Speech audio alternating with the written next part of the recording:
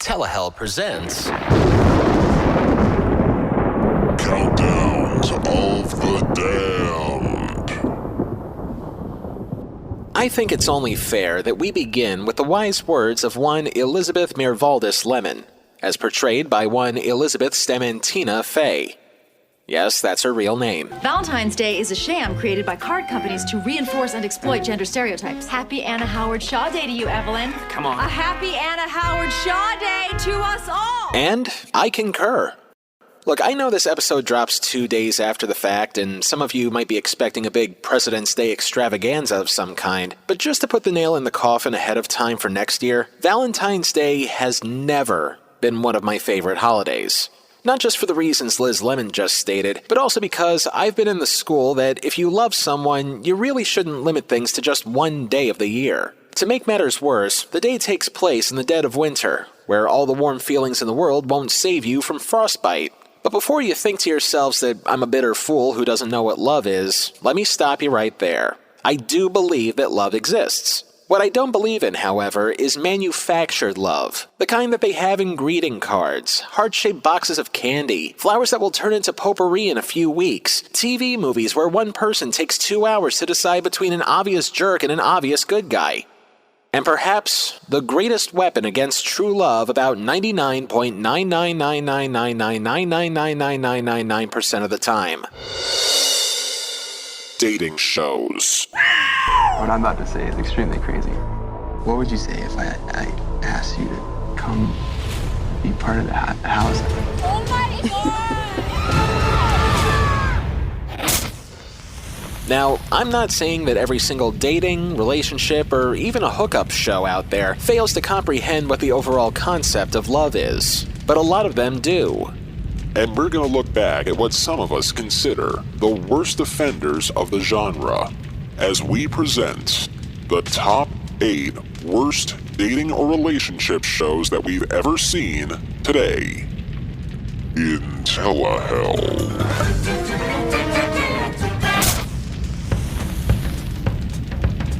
It's been a little while since we've done a list episode, so before we actually get to the subject, let's go over some ground rules. Number 1, this list, like any and all other lists that will follow it, will never be written in stone, nor is it going to be definitive. For the time being, this is simply stuff that we're thinking of at the top of our collective heads. At the same time, this list is highly subjective, hence the title, Worst Shows We've Ever Seen. If a favorite show you love to hate isn't on here, more than likely it's because we haven't seen it yet. If we forget to mention anything here, there's always the future. Or you could let us know about it on our various social feeds, Twitter and Facebook, at Telehell Podcast. And we may get to do an audience choice list someday. Speaking of lists, the rules in our top 6 things we won't review will apply here. That means for this list, we'll cover no shows that are either currently on the air, guilty pleasures, anything localized to a single city, state, or region, or anything that we don't have access to, even a fraction of a second of footage. So for those of you expecting the likes of The Bachelor, Temptation Island, Love Island, or anything else that's on the air right now, you're out of luck for this list. And since we're already making a list of things, this is one of those occasions where we give our 9 circles a rest for the week. We may be in the underworld, but there's no sense in being redundant. And besides, every single one of these shows have something to do with lust anyway. Also, about half of these entries are going to wind up being rip-offs of other shows, making it an easy mark for fraud. And because the shows in question tried to capitalize on certain trends of their day in an effort for their respective networks to become ever profitable, we'll throw in greed too. So at the very least, this list will meet our minimum requirements for the week with an automatic 3 out of 9 circles. As for this list, although reality TV has become dominant over the years, we want to keep this as broad as possible. So in this case, we will allow dating shows, relationship shows, competitions, and even game shows of the more formal definition where people win cash and prizes, while the concept of love applies in even the most vague sense. More skeevy shows like, say, Cheaters and other shows where people are caught in the act with someone else, they are so not gonna count. And now that we got that out of the way, let's go breaking some hearts.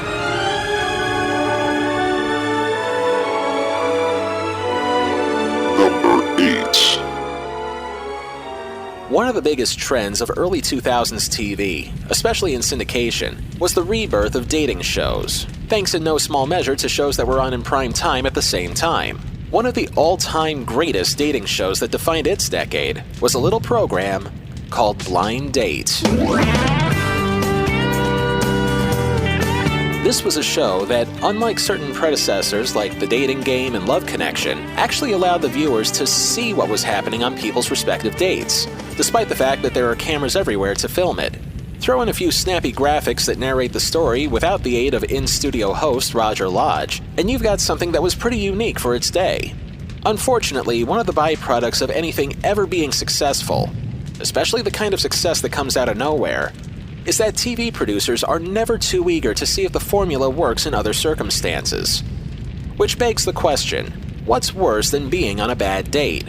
How about being on a bad date in the middle of a cruise where the only way you can make your escape is either by lifeboat, jumping overboard, or contracting the coronavirus? Yes, this is Shipmates, where two people have a first date that lasts for 3 days.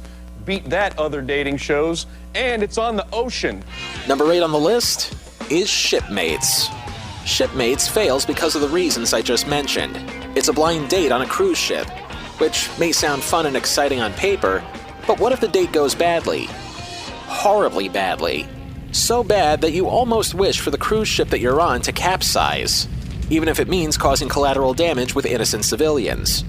Unfortunately, as is the case with most of these shows, yes, there are a few good dates to be had, but TV producers know what sells. In all the episodes of the show I was able to track down on YouTube, it seems as though most of the dates in question ended poorly. Here now is just a small sample of microaggressions. Yeah, but why won't you give me a kiss? You'll sit here and you let me rub my body, but you won't sit here and kiss me? What are you, a hooker?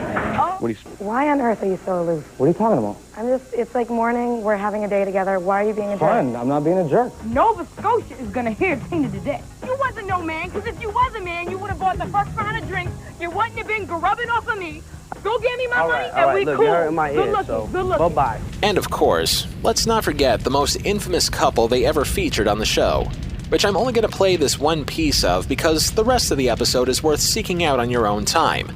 And you're probably dying to know how they reached this particular point. I think that you're a real ass.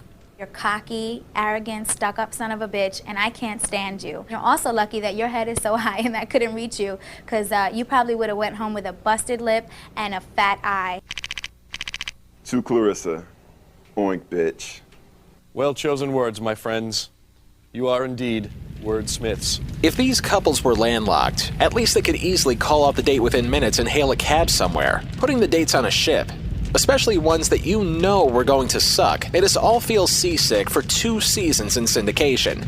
Which is also why the show is at the bottom of this list, because out of the remaining entries, this one, shockingly, has lasted the longest out of all of them. Quite honestly, the iceberg couldn't hit the ship soon enough. Iceberg, right ahead! Thank you. Jesus Christ!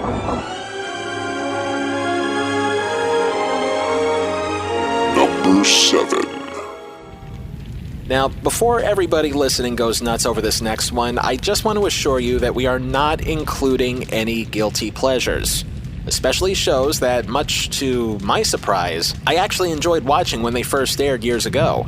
And I'm not ashamed to admit that when it did first air, I saw the ever-loving shit out of the original Joe Millionaire on Fox. Will love or money prevail? This is the story of Joe Millionaire.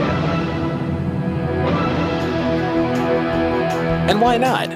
Despite the fact that people were quick to call this a ripoff of the then-new Bachelor on ABC, which, let's face it, it kinda was, the concept behind the show was still deviously entertaining.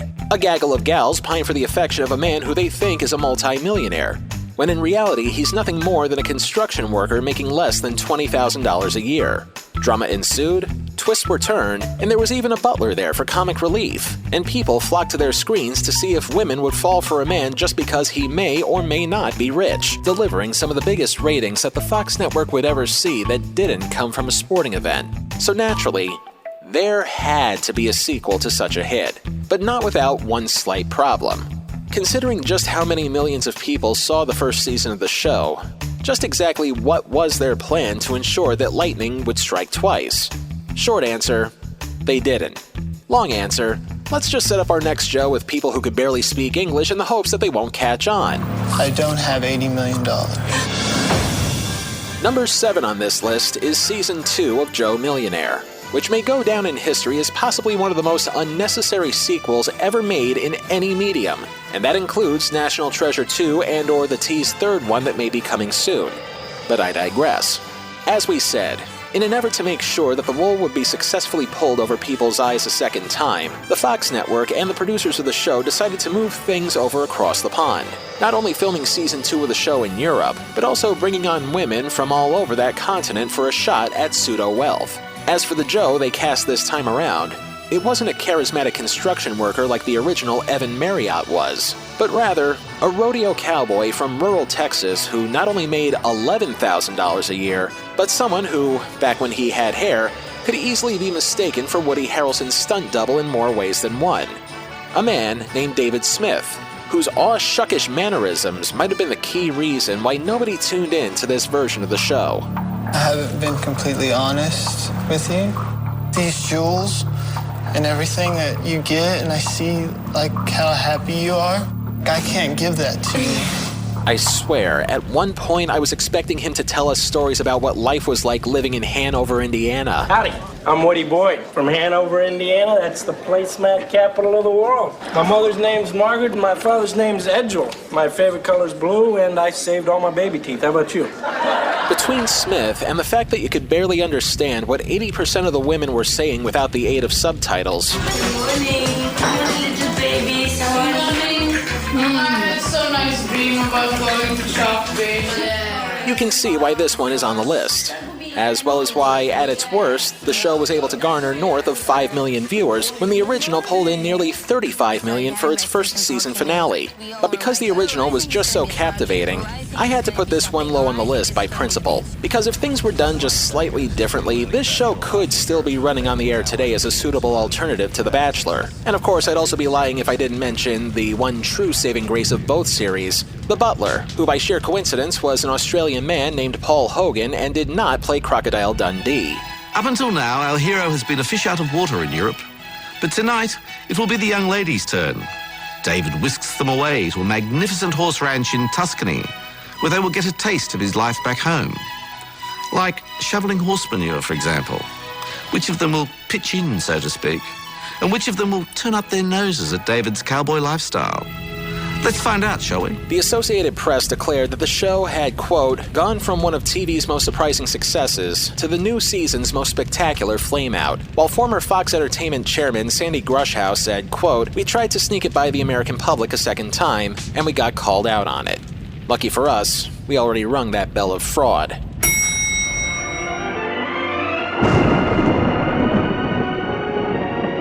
Number 6. There's a number of variations on an old saying that once you get married, the wedding rings act as the world's tiniest handcuffs. Thankfully for this pick, the institution of marriage isn't involved, but the size of the cuffs would grow so that they would actually fit over the wrists. This April, UPN will chain 5 single people together for 4 days. Kind of sexy, actually. Real people. What did I get myself into? Real romance. I care about you. I do. Real choices. There's relationships, boss me. Chains of Love. Get attached Tuesday, April 17th on UPN. At number 6, Chains of Love circa 2001, which aired on the network formerly known as UPN, feels about 50 shades of wrong. And yet, it aired anyway. 6 episodes to be exact, before people realized they were watching a show on UPN by mistake. Because, let's face it, with the exception of various Star Trek series and Moesha, nobody watched UPN. Chains of Love. Tuesday at 8, only on UPN 9. At least, not that I know of, because more often than not, the network was seen by an average of 15 people a night over its 10-year history. But again, I digress. What makes this show particularly insulting is that 3 similar shows came out the same year and had almost identical formats that wound up running circles around this show, only without the use of cuffs and shackles. But we're getting ahead of ourselves. The premise, if you can call it that, is simple. One person simultaneously goes out with 4 potential suitors of the opposite sex. The catch? Well, several of them actually. Each of the people involved are shackled up over a 4-day period to each other through a series of chains and handcuffs. 24 hours a day. Over those 4 days, the solo dater then has to narrow down who they want to keep dating by paying those who are cut loose a share of a $10,000 prize fund that the solo dater is carrying around. This process repeats until, ultimately, there's one person left on the chain. After which, the final decision is made. Stay with the last person standing and split whatever money is left over, or tell whoever's left to piss off and keep the remaining money for themselves. In this episode, a woman begins hooked to 4 men but will end with only one. There is no way to escape. 24 hours a day, everywhere they go, everything they do. They will be linked together. God, this is too much! Now, let me say all of this again.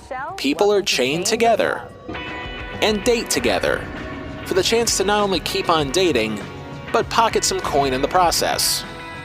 There are problems with this. First, the overall concept. Getting chained 24 hours a day to a group of strangers may seem like a BDSM's dream come true, but when it comes to 5 strangers trying to get to know each other, it's probably no wonder that all the real broadcast networks passed on this show, and UPN was desperate enough to take it on. Second, there's a lot of probable cause when it comes to who's chained to whom, to say nothing of the fact that because these people are chained 24/7 and have to do everything together, it makes for some anxiety-inducing awkwardness in certain situations. Witness the anger. Well, get off the damn thing! The honesty. Is sex your main interest in me? No. Oh my God! The competition. And the connections. What if somebody has to go to the bathroom? Do they all have to go? What about if the solo dater is really into one person while the other people chained to them, they have to watch? And above all else, why are they chained in the first place? Seriously, you can do a dating show about going out with multiple partners and you don't need such a harsh gimmick. Circling back to what I said about how this show inspired a few copycats, well, it turns out the copycats were far superior, as later on in the fall of 2001, we got shows like Eliminate and The Fifth Wheel in syndication, and MTV's Dismissed, 3 practically identical shows that have managed to have a longer shelf life than Chains of Friggin' Love. And for good reason. They don't have chains on them. But, to be fair, this show inadvertently inspired far better Xerox copies, and that's probably the only reason why this show doesn't rank higher on the list. Moving on.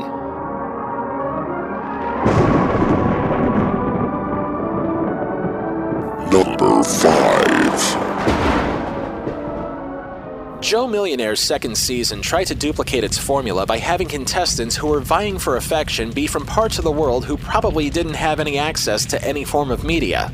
On purpose. Because hard as it is to believe back then, there were sections of Europe that were still minus a decent TV signal or a Wi-Fi frequency. Hell, this was, I think, 2003 when that show came on, so they were probably still using dial-up or just discovering it for the first time. So in that regard, I can see why they thought that particular gambit would have worked in the right circumstances. On the inverse of that, however, there are also shows where people hail from this country, the United States, who have access to information 24 hours a day, 7 days a week thanks to their various smart devices, and yet they will still wind up completely clueless about the world around them. Insert political figure here. And when you gather future Darwin Award-winning specimens like them and try to trick them into thinking they're pining for the attention of blue-blooded royalty, the alarm bells should have went off right away. 12 American girls searching for love have moved into an English castle to meet an ordinary guy who is pretending to be a prince. Welcome to the fairy tale. Number 5 on the list is credence to the notion that some people will believe anything they're told in the form of Fox's 2014 disaster piece, I Want to Marry Harry, with Harry in quotation marks because, as we'll find out, the person that a bunch of 20-something lost souls are trying to latch their claws onto is not the future Duke Emeritus of Sussex, but rather a seemingly uncanny lookalike played by one Mr. Matthew Hicks, a young Brit who, give or take a few cosmetic differences, almost looks like the soon-to-be former Prince Harry of Wales. Slap on some red hair dye, add a little scruff, and hopefully the 12 contestants involved in this potential international incident will be none the wiser that the crown jewels that they'll be gunning for will be pure zirconia. This was the first moment in which I got to meet the 12 lovely ladies. I was very nervous, actually. One woman's scary enough to put 12 in front, and it's just absolutely terrifying. Even for 2014, when this aired, this not only felt like a show that Fox would have put on 10 years ago. Oh, wait. This is the story of Joe Millionaire. But in the few clips that I watched, this felt like a special kind of insulting on a number of fronts. It insulted the contestants' intelligence and probably set back feminism about 50 years thanks to just how naive they were for falling for the stunt. But more importantly, it insulted the viewers' intelligence by tricking them into watching yet another show that involved needless trickery. Because as we all know, trickery is a foundation of love, right? We pull up to this castle. They're in Downton Abbey.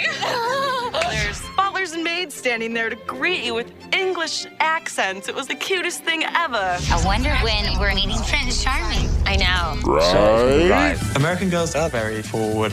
You got a naughty little smile. I don't know if the Queen would approve. And on that note, we have reached the halfway point on this list of love to loathe. We'll share the other half with you after the break. Fox Wednesday, the original cast of Temptation Island reunites and leave it to them to blow your mind. When one of the couples ties the knot in a ceremony like no other, you're invited to Temptation Island, the wedding. Then, the first time they took you to the edge of temptation. But this time, we're very, very nervous about going. They'll take you beyond. It's over with. Oh my God. The premiere of Temptation 2, following the Temptation Island wedding. It all starts at 8/7 Central, Fox Wednesday. The critics agree. It's time to shift your Thursday night viewing habits. Absolutely. First, catch a breakout new season of Family Guy. I'll have 3 cheeseburgers. For God's sake, she's having a baby. Oh, that's right. And a kid's meal. Then, fear not, America. The Tick is here. Catch the Series Time magazine calls. Spray milk out your nose funny. Superhero and a sidekick. Be a well-oiled machine. It all starts at 8/7 Central, Fox Thursday.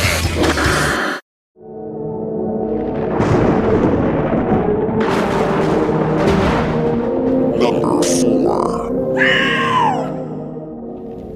I reject this next one on principle. Not only because it's yet another ripoff, but also the fact that it's a ripoff of a completely different show, format, and genre entirely. Anybody who watches TV on Monday nights should know what The Voice is. A show that played David to the Goliath that was the original American Idol, before it moved to ABC after Fox canceled it. The reason why that show is a success is because it took Idol's formula and fine-tuned it in such a way where the show, although still similar in some regards, would turn out to be vastly different and a viable alternative to what was considered conventional norms. So, what happens when you take the success of The Voice and stick it in a Jeff Goldblum-invented telepod with the DNA of a dating show? Aside from chaos theory, you get the Brundlefly that is Art Hick. Tonight, these 4 chairs will be filled by some of the most eligible celebrity bachelors in America, and they will each pick one lucky woman to take out on a dream date. But they'll have to choose using only the sound of her voice. Welcome to The Choice. Let's not mince words here. The choice was The Voice, only without the music or the charm or even the star status. As each week, for the very few weeks that this aired, a foursome of Hollywood has-beens try to score a date with an unsuspecting contestant. The catch, and stop me if you've heard this one, they can only hear the voice of the potential date sight unseen. And once they like what they hear, the faux famous stars then push a button that allows their specially designed swivel chair to turn around to greet their potential suitor. Gentlemen, you are about to meet lots of beautiful single women, and each of you gets to pick 3 for your dating pool. With your chairs facing away, each woman will have just 30 seconds to tell you why she would be the perfect date. If she convinces you before time's up, you pull your love hand off. And that's all I really need to say about this. Not only did this rip off a show that was already enjoying success without the use of dating, they took a talent show and turned it into a show about dating. What more do you need? Hey, y'all, I'm from North Carolina. I love hanging out with my 96-year-old grandma. I'm cute, I'm sweet, I'm innocent. You gonna do that? You know, I'm a cutie with a booty. I'm a cutie with a capital Q. Jeremy, you're not gonna want to miss this. You might want to turn around. Also, the fact that people are trying to score a date sight unseen. Now that I'm saying that out loud, it's kind of reminding me of another show where nobody sees who they're being set up with until all is said and done. But I'm kind of blanking on the title of it.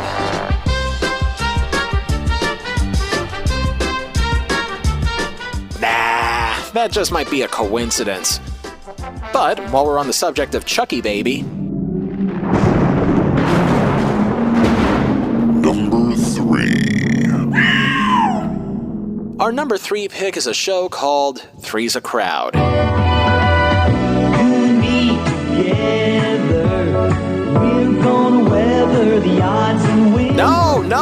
No, not the Three's Company spin-off of the same name.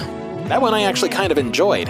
No, this was a game show created by the legendary Chuck Barris. From the Chuck Barris stages in Hollywood, California, it's Three's a Crowd. The game that determines who knows the husband best, his wife or his secretary. Now let's meet the husband. It seems bizarrely fitting that this 70s trash TV classic takes the number 3 position. And for good reason, too. As the announcer stated in the show's open, if you could hear him over all that applause, was that this was a game that determined which person knows a man best, his wife or his secretary.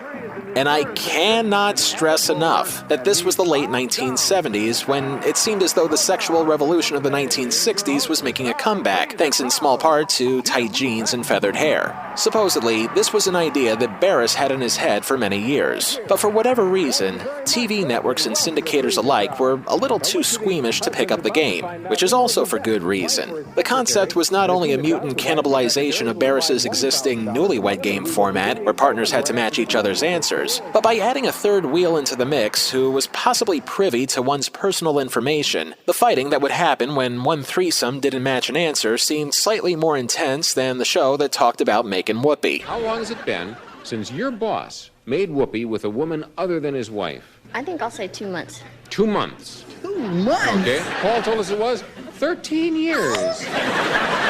Every time he goes to San Francisco, I get a report on the hookers. Gameplay would go on for a couple more rounds, and a lot more slap fighting would wind up happening.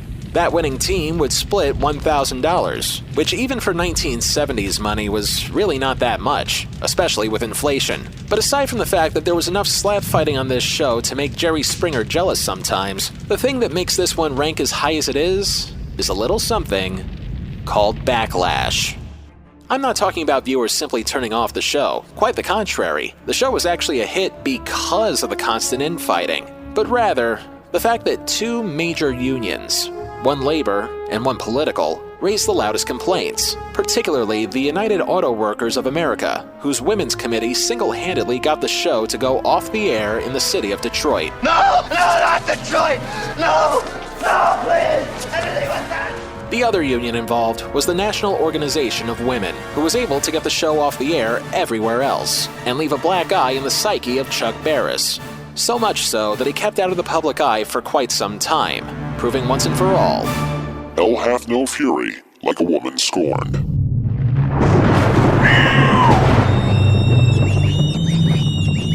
Number 2.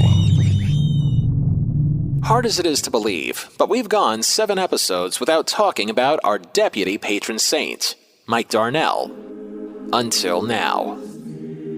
For those who missed our episode about The Moment of Truth, aka the lie detector game show that ruined lives for fun and profit, we mentioned Darnell as our DPS because, not unlike our original patron saint Fred Silverman, may he program a lineup in peace, Darnell pretty much carried the same attributes as Silverman, but for a 21st century crowd. And also, not unlike Silverman, Darnell has had just about as much success as he did failure. And to continuously do so for the same network for over 20 years and counting is nothing short of amazing. But just because somebody has had a seemingly endless supply of job security doesn't necessarily mean that he or she will pump out a quality product 100% of the time. You're bound to make a mistake or two. This show takes the dating game's original concept of setting somebody up on a blind date and completely cuts out the middleman by completely eliminating the need for a meaningful relationship and skip right to the altar. From Los Angeles, the most controversial relationship experiment ever tried on television. You put two people together, and they commit to marriage, sight unseen. Can arranged marriages work? Welcome to Married by America.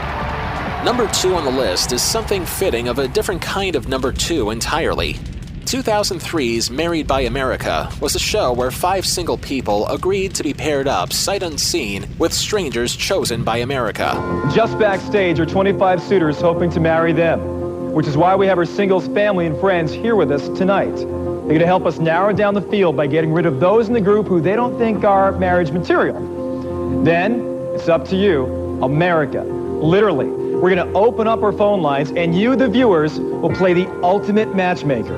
In the end, America, you will decide which couple's marriage will last. And with that decision, you'll award them the wedding gift of a lifetime, a luxury car, $100,000 in the bank, and if they stay married, we'll buy them a house.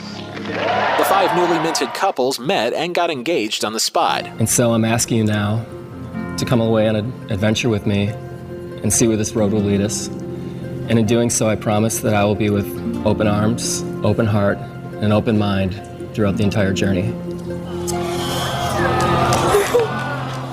And so, with this ring, and all that it symbolizes, I would be greatly honored if you'd join me in marriage. And Billie Jean, will you marry me? 2 couples eventually made it to the altar. And the only reason why this show doesn't get the top position on this list is that the people who participated in the show's finale eventually grew enough common sense to realize they didn't want to marry someone that they practically just met. This led to a number of choice moments that I wish I could play for you, but unfortunately I can't due to there not being enough footage to play. Be glad I found what I found in order for this to be eligible. However, I do recall on the finale that at the point of one of the couples breaking things off, there being an epic meltdown that most reality shows have often imitated and, with some exceptions, never successfully duplicated. And if anybody on the internet, especially in the game show community, has access to what I'm talking about, drop me a line at our social feeds at Telehell Podcast, because my schadenfreude sense is tingling. But despite that moment of misery, the show itself is nothing compared to the aftermath it faced during its run. And also thanks to one particular episode. As it turns out, one of the Fox affiliates flat out refused to air the show, partly because the management of the station felt that it was an insult to the sanctity of marriage. Did we mention that this affiliate was based in Raleigh, North Carolina?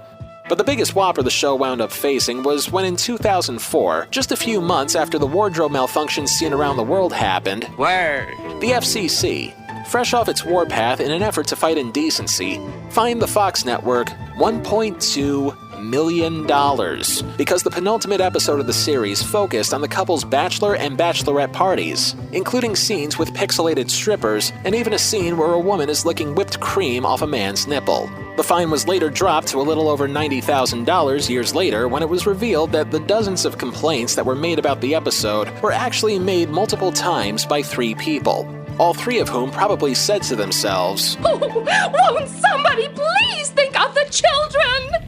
But despite all of that, the show, the concept, the viewer complaints, all of it, there is still one show in all of television history that was not only an insult to the concept of love, or even the concept of entertainment, but just the mere mention of this show's name is enough to seal yourself into a drum of bleach in an effort to become clean again. And somehow, not even that would be possible.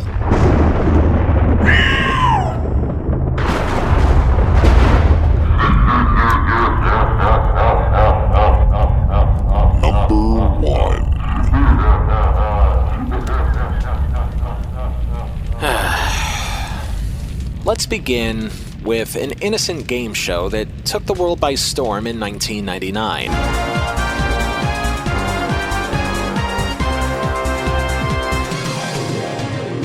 Who Wants to Be a Millionaire on ABC was probably the textbook case of lightning in a bottle that other TV executives dreamed of at the start of the 21st century.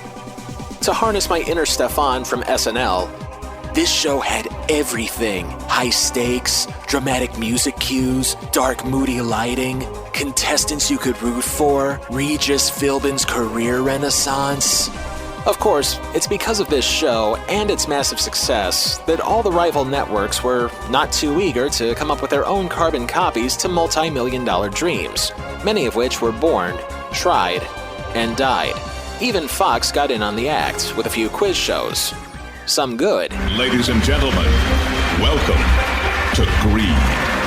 Others not so much. And now, America, it's your chance of a lifetime. At the same time, the Fox network also realized that maybe it shouldn't do exactly the same thing as other networks.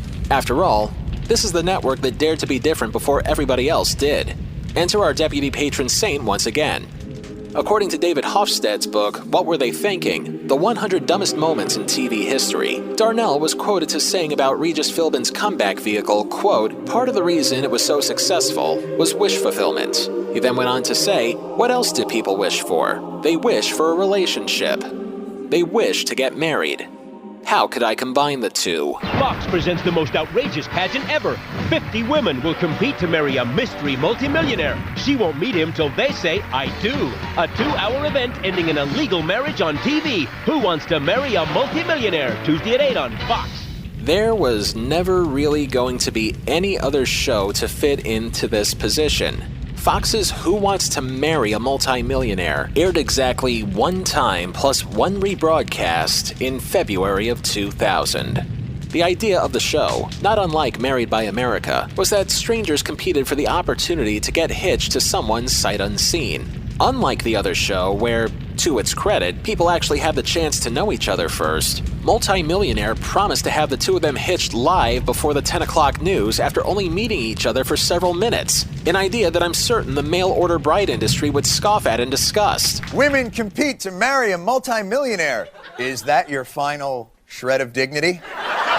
The so-called multimillionaire in question was one Rick Rockwell, a.k.a. Richard Balke. I'm starting to get recognized now. That's good. I went to McDonald's today. They got their senior citizens working there. I keep getting waited on by these Floyd the Barber clones. You want fries with that? A failed stand-up comedian turned motivational speaker whose quote-unquote millions was allegedly through real estate investments. His job in the show was simply to take notes as 50 poor souls from across the country vied for Rockwell's attention without actually seeing or getting to know the guy. This was done, of course, through that one true form of democracy. A beauty pageant. Now, unlike me, most of these women have not had the benefit of coming up through the pageant system. I believe most of the contestants in that show worked their way up to Swank's centerfold from phone ads and jugs. That's right.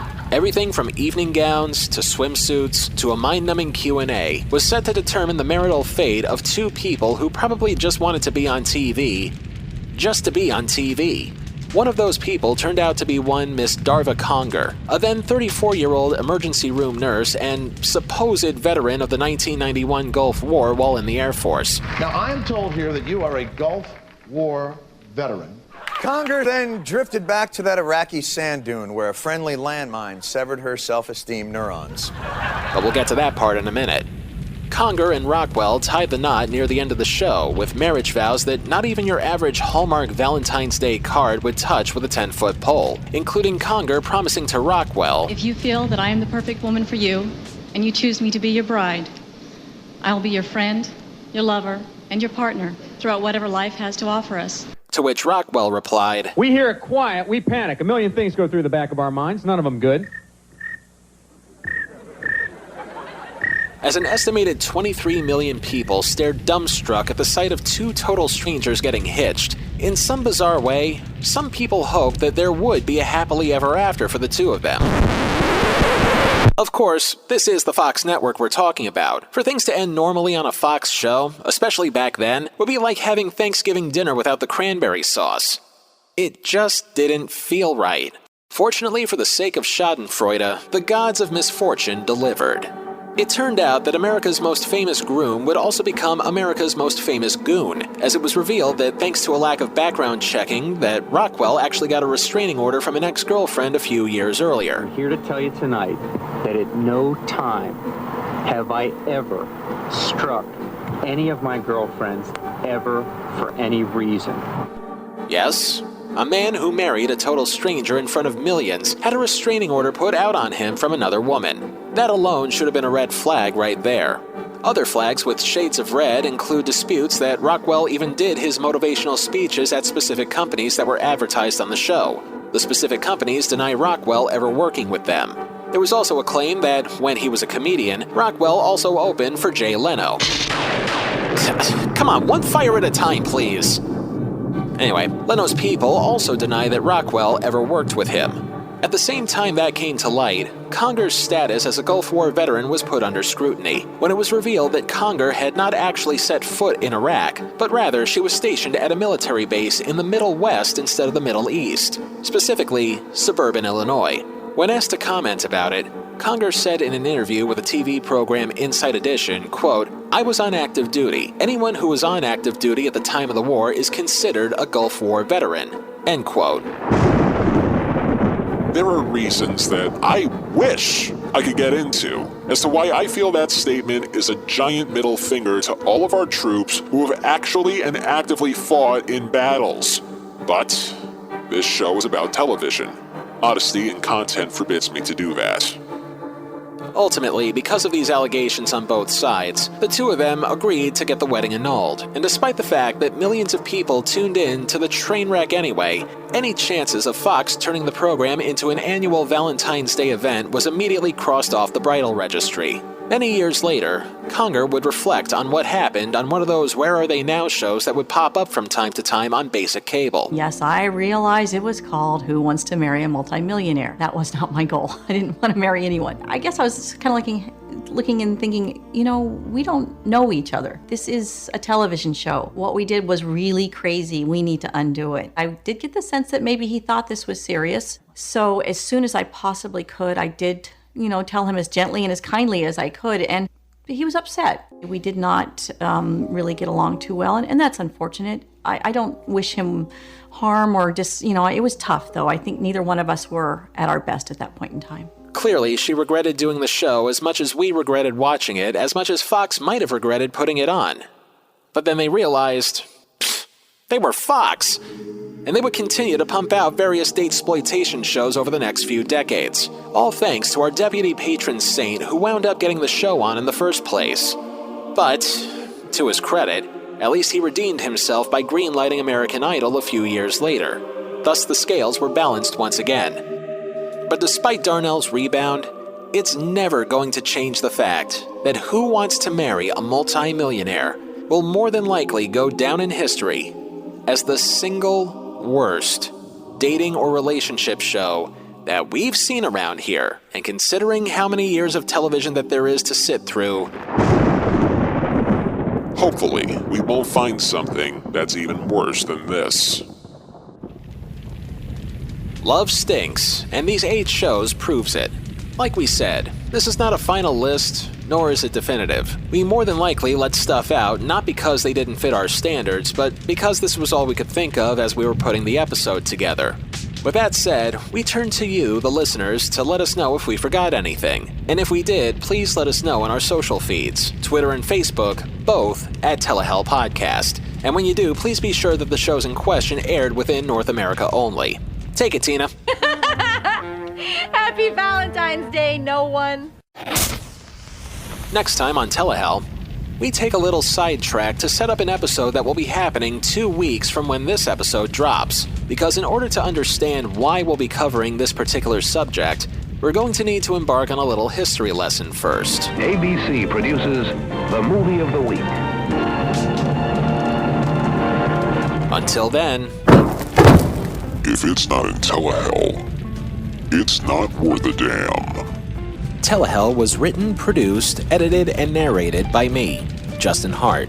All clips used in this program are protected under the Fair Use Doctrine of the U.S. Copyright Act of 1976, and all clips used come courtesy of their respective companies and owners. Some of the music used in this program comes courtesy of YouTube and their audio library service. Telehell is a production of Horton Road and is distributed by Libsyn. There's now more ways to listen to Telehell than ever before. Of course, the usual ways: Apple Podcasts, Stitcher, Spotify, and our website, telehell.libsyn.com, but also these new places, including Castbox.fm, Podtail.com, ListenNotes.com, MyTuner-Radio.com, and Blueberry, which is spelled BULBRRY.com. We'll have many more coming soon. And as always, don't forget to like, comment, rate, subscribe, and share on our social feeds. Twitter and Facebook, both at Telehell Podcast.